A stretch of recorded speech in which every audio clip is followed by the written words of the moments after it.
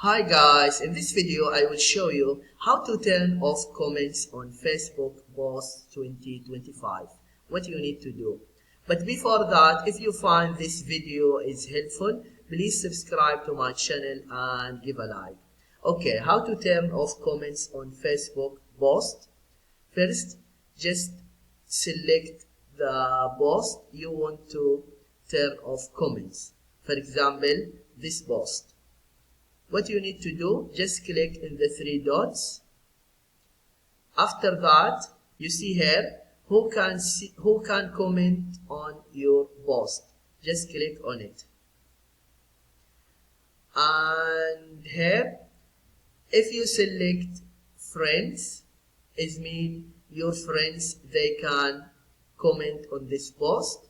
And here, friends and established followers.